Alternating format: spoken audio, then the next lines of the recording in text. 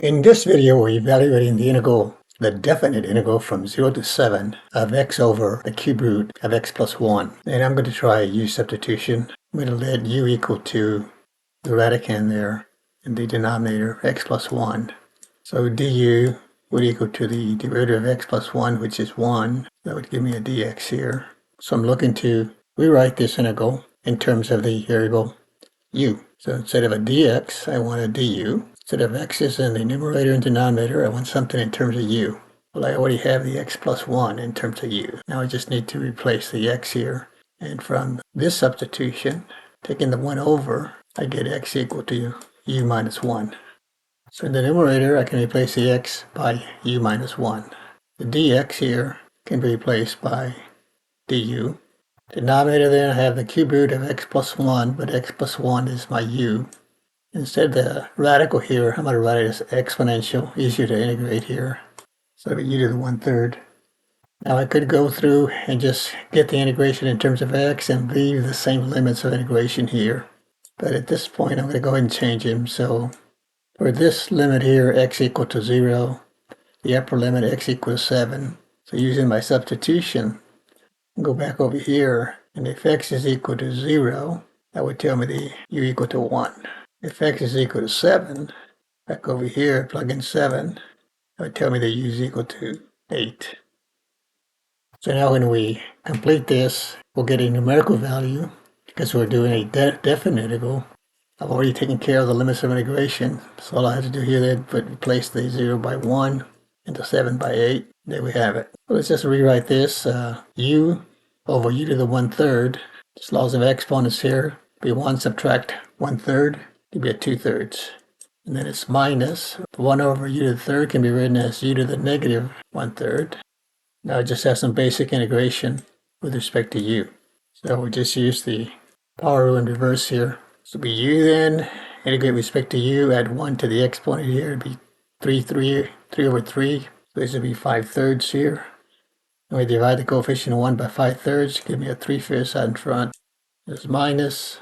Same thing for this one, add 1 to the exponent there, give me a 2/3 here. Divide the coefficient by 2/3, I get 3/2 out in front here. And then we evaluate using the limits of integration here from 1 to 8. So we got 3/5 u to the 5/3 minus 3/2 u to the 2/3. So let's plug in 8 first. So this will be 8. Well, let me go ahead and plug it in. I'll come back over here then. So this will be then 3/5, and I plug in the 8. Upper limit, so this will be 8. That's to the 5/3 power. Minus 3/2. We got 3/2, plugging in the 8. This will be 8 to the 2/3 power. So a few ways you can do this. Look at the 3 as the cube root, the 5 as a 5th power. So what's the cube root of 8? 2. Then 2 to the 5th, 32 times 3. That would give me a 96 over 5. That's what this means. You could also do it 8 to the 5th power and then take the cube root. You'd get the same thing. But see, that's a little bit harder because you have to take 8 to the 5th power. So 5 factors of 8. Easier if you take the root first. So cube root of 8 is 2. And then 2 to the 5th is 32. Times the 3 is 96. Minus.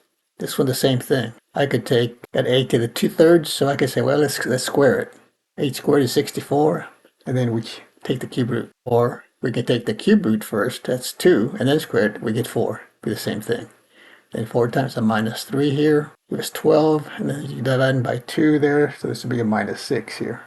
And then we're going to take, we're going to subtract here, we're going to subtract the values we get when we plug in 1. So here we have 3 to the 5th, or 3 over 5 rather, u to the 5/3 minus 3/2, u to the 2/3.